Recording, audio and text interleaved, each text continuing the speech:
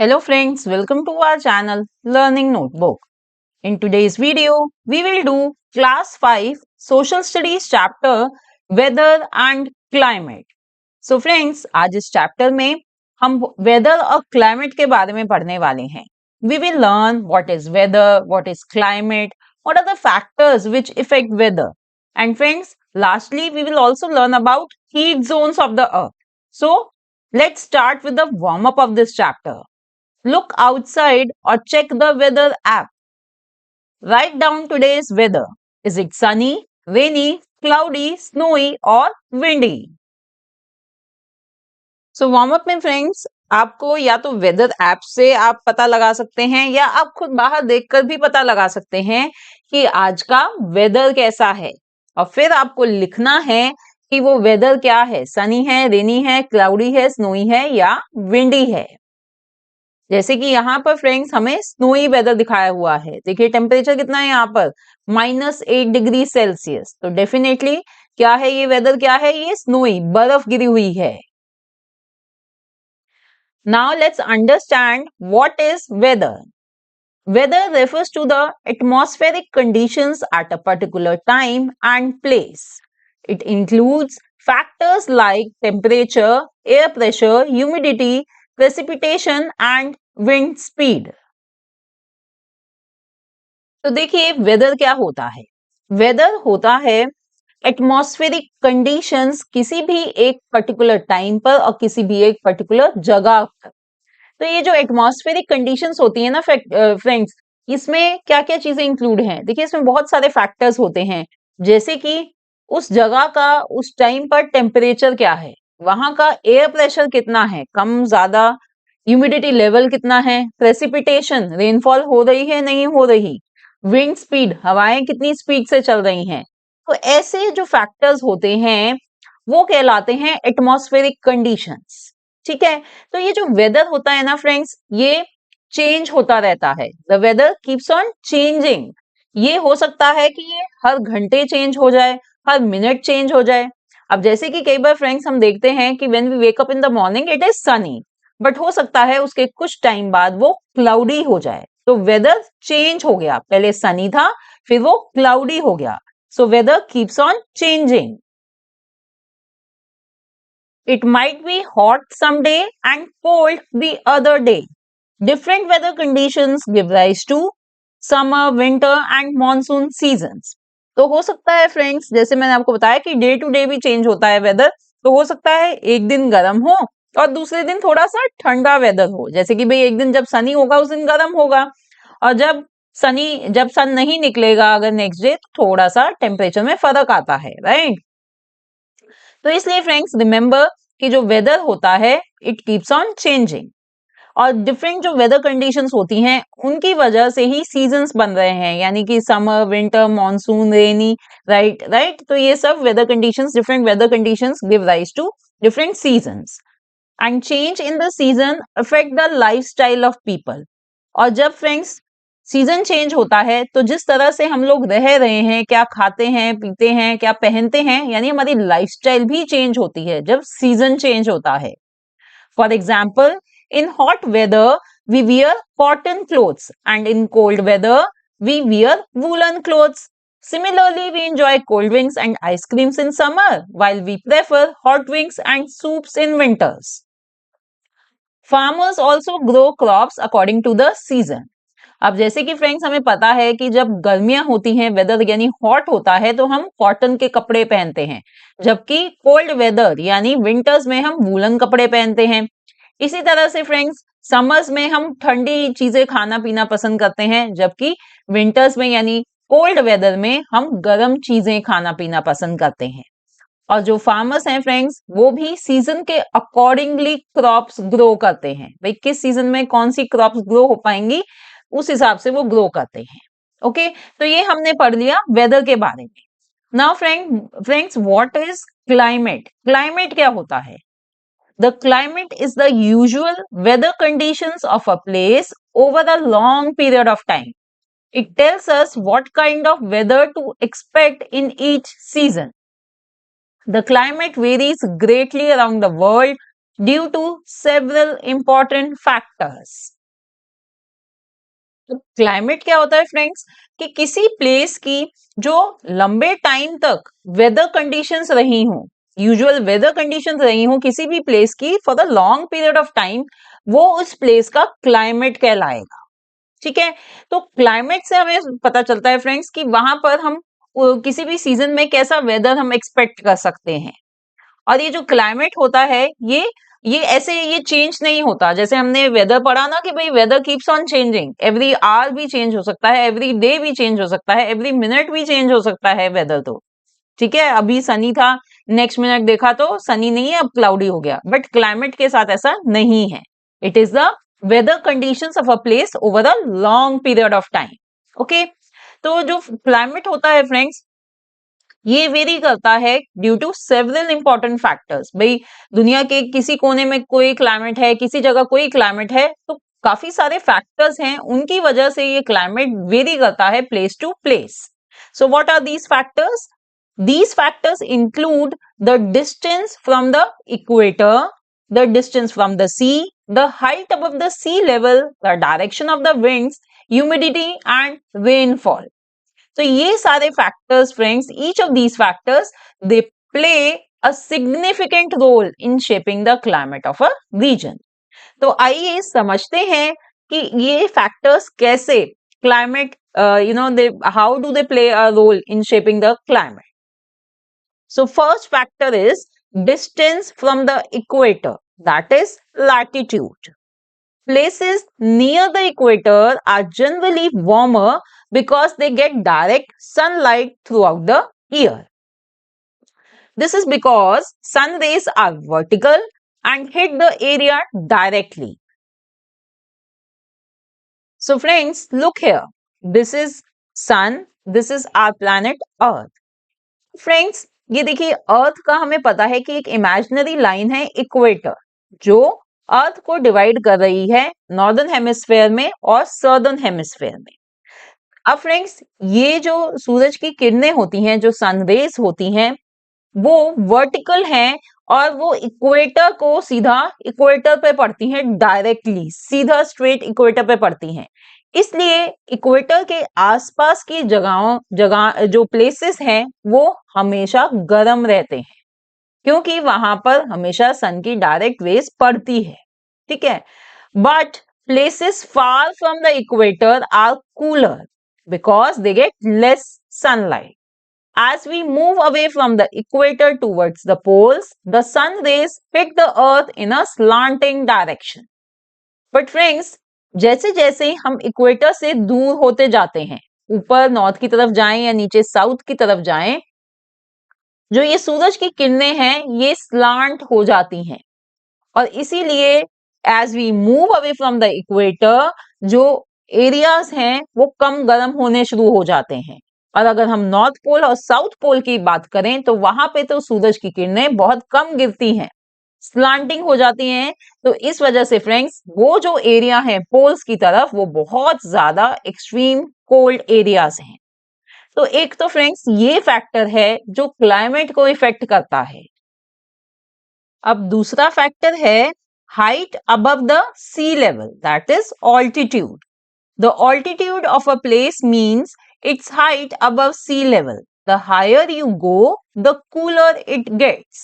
This is because the air is thinner and cannot hold much heat at higher altitudes. अब friends देखिए, altitude of a place क्या होता है? किसी भी जगह का ऑल्टीट्यूड का मतलब है कि सी लेवल से वो कितना ऊपर है, उसकी क्या हाइट है। तो जैसे जैसे फ्रेंड्स हम ऊपर जाते हैं, सी लेवल से हम ऊपर जाते हैं, वैसे वैसे ठंड होनी शुरू हो जाती है। आपने देखा होगा कि अगर आप हिल स्टेशन वगैरह पर जाते हैं, चाहे आप गर्मी में ही क्यों ना चले जाएं, वहां का जो वेदर होता है वो कंपैरेटिवली हमेशा कूल होगा as compare to the plain areas. ये फ्रेंड्स इसलिए होता है कि जैसे जैसे हम ऊपर जाते हैं, जो हवा होती है वो थिन होती चली जाती है and it becomes less dense also. So that is why it cannot hold much heat. वो ज्यादा heat absorb नहीं कर सकती। इसलिए friends, the higher we go, the cooler it gets. For example, Leh in Ladakh and in the northern part of India is high up in the Himalayas. Even in the summer, it has cool temperature and gets cold at night. इसलिए friends देखिए लद्दाख जो है उसमें ले जो जगह है, जो ये एरिया है पूरा, ये ऊपर नॉर्दर्न जो जो टॉप मोस्ट नॉर्दर्न पार्ट है इंडिया का, वहां पर सिचुएटेड है ये। तो ये हिमालयाज में है ये जो एरिया है। तो यहाँ पर फ्रेंड्स समर्स में भी जो टेम्परेचर है वो कूल होगा और रात को वहां पर काफी ठंड हो जाती है। तो यही रीजन है क्योंकि जो हाइट मैटर कर रही है, its height above the sea level, altitude, जैसे जैसे हम ऊपर जा रहे हैं। ओके तो ये एक सेकंड फैक्टर है जो इफेक्ट करता है क्लाइमेटिक कंडीशंस को। Next is distance from the sea. Places close to the sea have moderate climate because the water helps to regulate temperature. अब देखिए फ्रेंड्स, जो प्लेसेस सी के, समुद्र के आसपास होते हैं, वहां पर जो क्लाइमेट है वो मॉडरेट रहता है। मॉडरेट यानी ना तो वहां पर ज्यादा गर्मी होती है और ना ही ज्यादा ठंड होती है। क्यों? क्योंकि जो पानी है फ्रेंड्स वो हेल्प कर रहा है टेम्परेचर को रेगुलेट करने में। कैसे? ये फ्रेंड्स मैं भी आपको समझाने वाली। Places far from the sea often have extreme temperature, पर जो जगहें सी से दूर होती हैं वहां पर यूजुअली एक्सट्रीम टेम्परेचर रहता है, यानी गर्मी में बहुत गर्मी पड़ेगी और सर्दी में बहुत ज्यादा ठंड पड़ेगी। अब ये फ्रेंड्स जो हमने बोला कि भाई जो सी के आसपास के एरियाज हैं वहां पर मॉडरेट क्लाइमेट रहता है, ऐसा क्यों? This happens due to the effect of sea breeze and land breeze. ऐसा होता है क्योंकि सी ब्रीज की वजह से और लैंड ब्रीज की वजह से। अब ये सी ब्रीज और लैंड ब्रीज क्या होते हैं, let's understand. During the day the land heats up faster than the sea. अब देखिए फ्रेंड्स, एक बात पहले समझ लीजिए, जो पानी होता है वो लैंड के कंपैरेटिवली धीरे गर्म होता है और धीरे ही ठंडा होता है। तो दिन में क्या होता है फ्रेंड्स कि जब सूरज की किरणें पड़ रही हैं तो जो लैंड है यानी कि जो ग्राउंड है वो जल्दी गर्म हो रहा है as compare to the sea. So the warm air above the land rises and cool air from the sea moves in to take its place. तो फ्रेंड्स जब लैंड गर्म हो रहा है तो उसके ऊपर की जो हवा होगी वो भी गर्म होगी, राइट? और गर्म होकर वो हल्की हो जाती है और वो ऊपर चली जाती है। तो जो सी के ऊपर हवा है वो ठंडी है, तो वो क्या करेगी, वो जब गर्म हवा ऊपर चली गई तो वो ठंडी हवा लैंड की तरफ आएगी गर्म हवा की जगह लेने के लिए। This cool air from the sea is called as sea breeze. और इस ठंडी हवा को जो सी से बह रही है उसे कहते हैं सी ब्रीज। देखिए यहां पर हमें इस डायग्राम के थ्रू भी यही समझाया जा रहा है। जब सूरज की किरणें पड़ रही हैं तो जो ये लैंड है ये जल्दी गर्म हो रहा है as compare to the sea water. तो इस वजह से ये जो वार्म एयर है लैंड के ऊपर ये मूव करती है और जो सी के ऊपर ठंडी हवा है वो नीचे उसकी जगह लेने के लिए जाती है। तो यानी यहां से सी की तरफ से ठंडी हवा चलती है दिन में, ठीक है, and this is known as sea breeze. तो इसलिए फ्रेंड्स क्या होता है कि जो लैंड है it makes land cooler during the day. अब नाइट में क्या होता है, the land cools down faster than the sea. मैंने आपको बताया ना कि भाई लैंड के कंपैरेटिवली जो सी है, पानी है, वो जल्दी ठंडा या गर्म नहीं हो पाता, वो धीरे गर्म और धीरे ठंडा होता है। तो रात में अब जब सूरज नहीं है तो जो लैंड है वो जल्दी गर्म नहीं हो रहा, वो जल्दी ठंडा हो रहा है। Now what happens, the warm air above the sea rises and cooler air from the land moves in to take its place. अब फ्रेंड्स लैंड के कंपैरेटिवली जो सी है वो गर्म है, तो उसके ऊपर की जो हवा है वो भी गर्म होगी। तो वो जो वार्म एयर है वो हल्की है तो वो ऊपर उठ जाती है और जो लैंड की तरफ जो ठंडी हवा है वो आती है सी की तरफ उसकी जगह लेने के लिए। This cool air from the land is called as land breeze और इसे क्या कहते हैं, land breeze। तो ये सी ब्रीज और लैंड ब्रीज की वजह से ही फ्रेंड्स ये जो कोस्टल रीजन्स हैं यानी कोस्ट के पास जो एरियाज हैं वो कूल रहते हैं, वहां पर जो क्लाइमेट है वो मॉडरेट रहता है। गर्मी में ना तो ज्यादा गर्मी होती है और सर्दी में ना तो ज्यादा सर्दी होती है। Okay, for example Jaipur city is located far from the sea whereas Mumbai is located on the west coast of India. As Jaipur is far from the sea, it tends to have hotter summers and colder winters compared to Mumbai. Friends देखिए जो मुंबई है वो coastal region है, वो west coast पर situated है, जबकि हमें पता है जयपुर जो राजस्थान में है वो सी से काफी दूर है। तो सी से क्योंकि जयपुर काफी दूर है तो वहां पर गर्मियां जो हैं काफी गर्म और सर्दियां जो हैं काफी ठंडी होती हैं।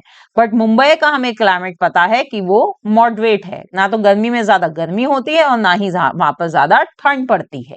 Okay, so this was another factor which influences the climate of the region.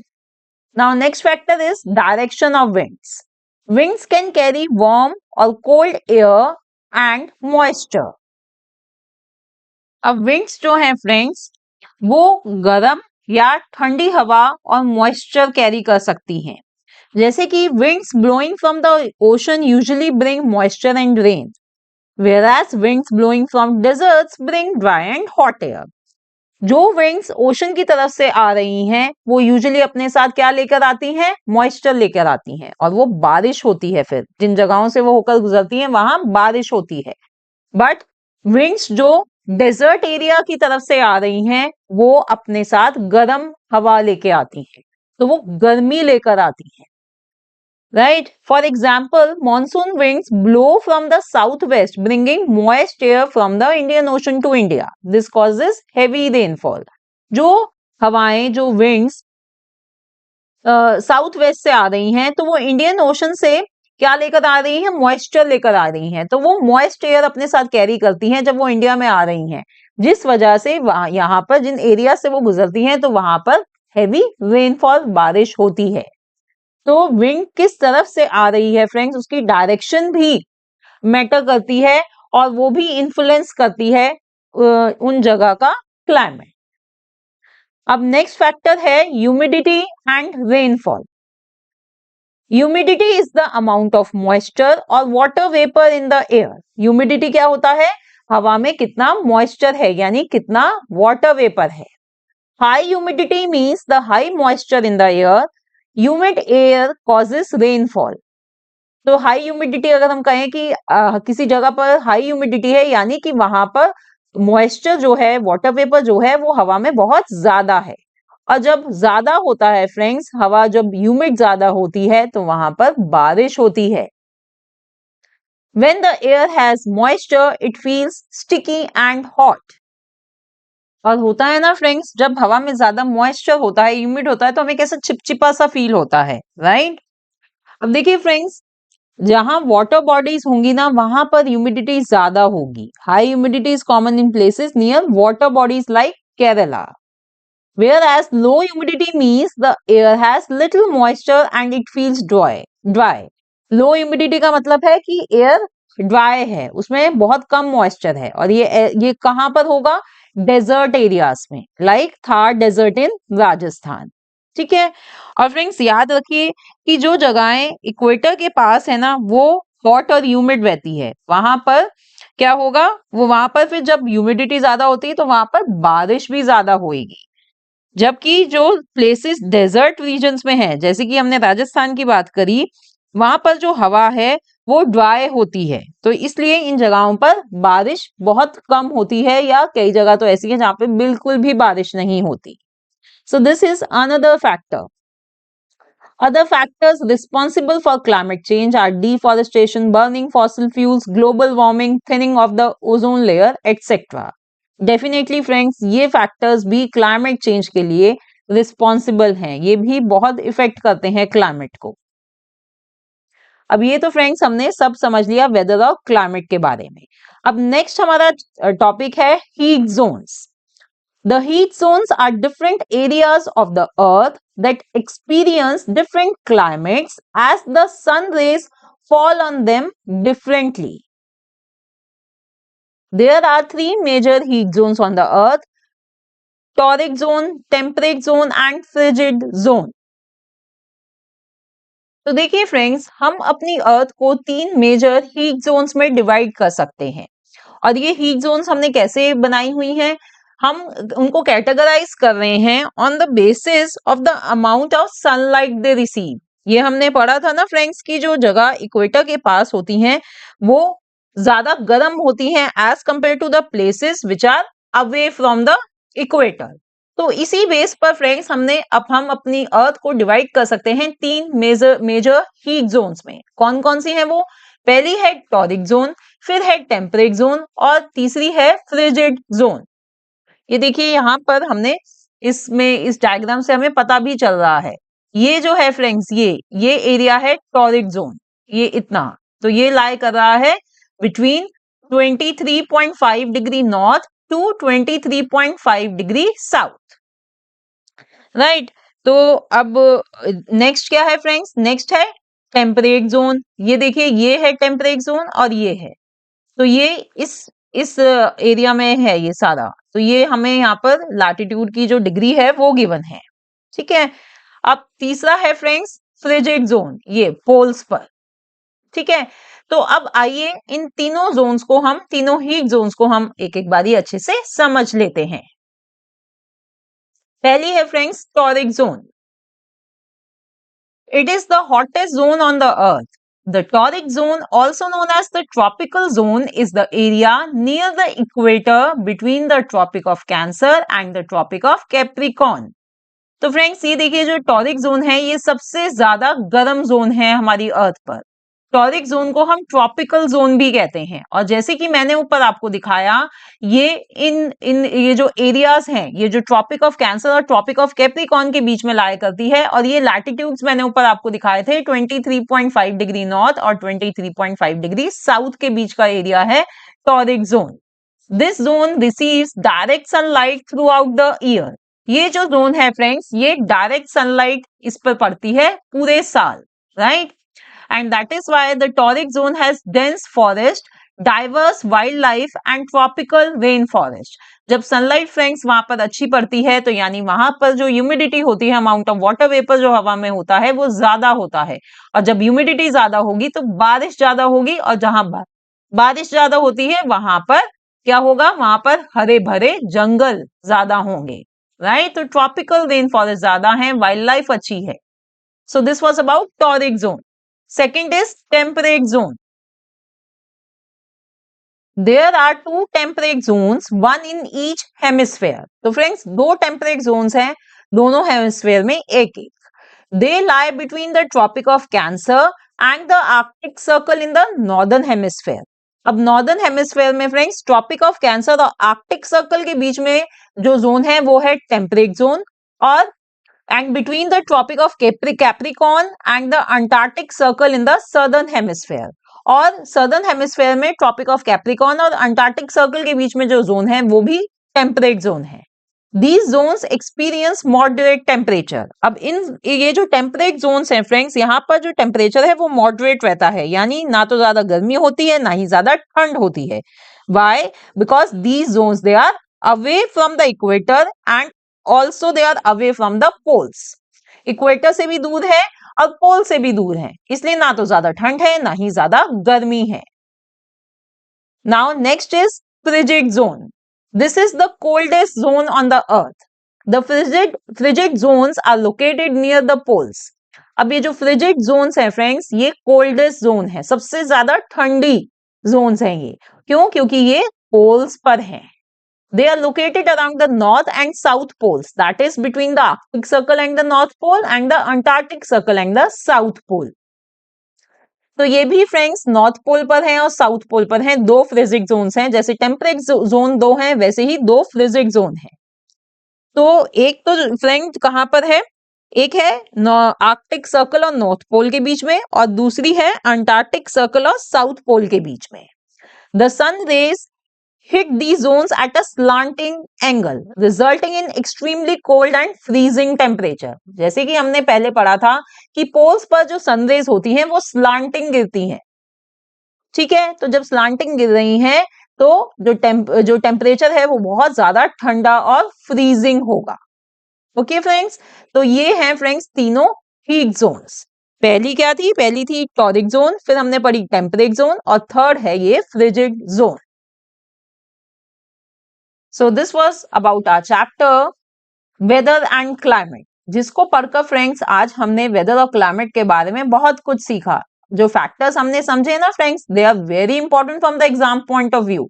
तो आप इस वीडियो को अच्छे से सुन लीजिए, समझ लीजिए, और अगर एक बारी में ना समझ में आए तो इसे दोबारा जरूर देखिए, because this is an important chapter. Thanks for watching, see in the next video, bye bye.